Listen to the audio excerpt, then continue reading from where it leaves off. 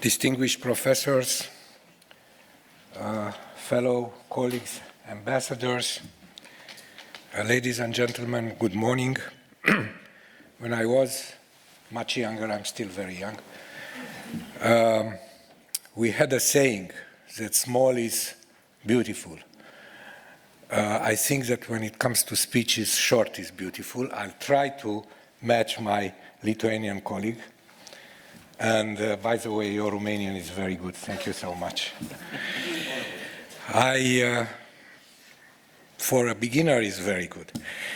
I would like to share with you, for those of you who don't know me, I want to tell you that I worked for 31 years for the Holocaust Museum in Washington. I was part of the small team which built that museum, so I could lecture for a long, long time about many, many aspects of the Holocaust because I'm a historian too.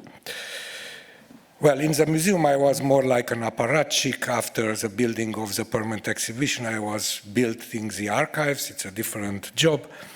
But anyway, I would like to share with you a few of my reflections about the Holocaust. The first thing that I would like to tell you is that in my opinion, the Holocaust was a European project.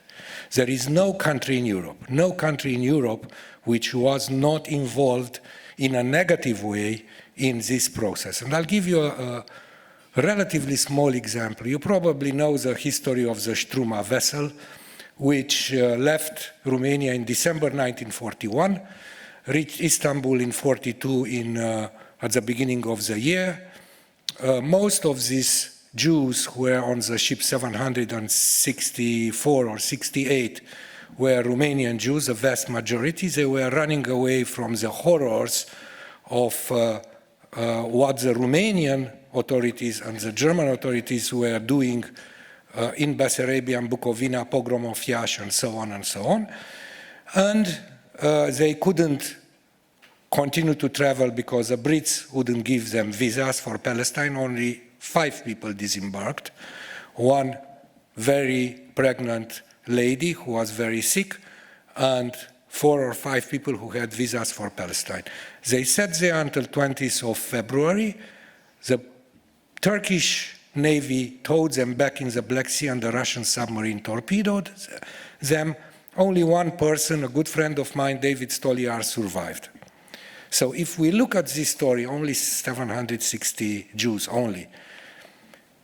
Every combatant and non-combatant type of country from Europe is involved. On the Allied side, Great Britain and Russia, which pulled the trigger. On the Axis side, Romania and Germany. On the neutral side, Turkey. So, again, and I don't want to go into examples, there are no countries in Europe which did not participate in one way or another, be it by refusing Jewish refugees to come in. We have a problem with the historiography of the Holocaust, which I would like to share with you. In my opinion, it was for too long too Germanocentric and Polonocentric, in the sense that everybody knew about the camps in occupied Poland, but nobody knew or talked about the Holocaust by bullets, the executions on the Eastern Front, about what happened in Yugoslavia, about what happened in Western Europe, and so on and so on. So this has 2 reasons. One of the reasons relates to the fact that in Western Europe, very late, many countries didn't acknowledge their responsibility in this tragedy. Think about the fact that France, only under President Chirac, acknowledged its direct responsibility in the Holocaust. Do not speak about Eastern Europe and communist countries where, look, the example of Romania. There was no Holocaust in Romania according to Romanian communist authorities. Hungarians were bad, we Romanians were very good. I'll get back to this in a second. And then we have the national myth, which also contributed to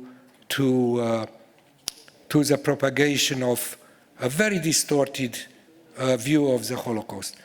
United States, where I spent half of my life so far, pretended that they didn't know. Well, let me tell you something. They knew very well what was happening because they had many diplomatic posts in Europe in terms of the Holocaust.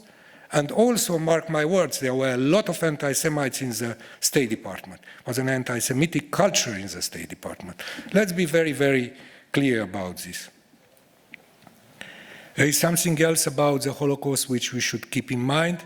In general, it started at the periphery and advanced towards the center. In France, they killed predominantly the Jews who didn't have French citizenship. In Romania, they deported the Jews from Bessarabia and Bukovina, periphery.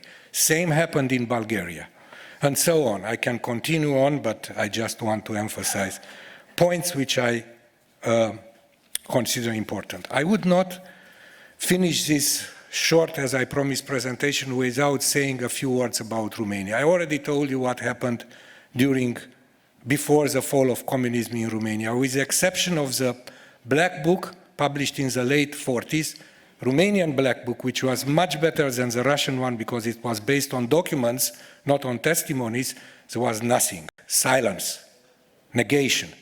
And the same thing continued after the fall of communism until the so-called Wiesel Commission was established. It was a government-organized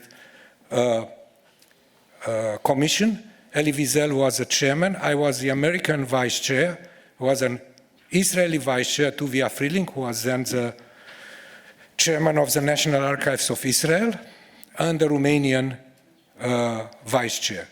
And this report turned things around, and slowly, slowly, Romania changed its attitude and its policy when it comes to the Holocaust.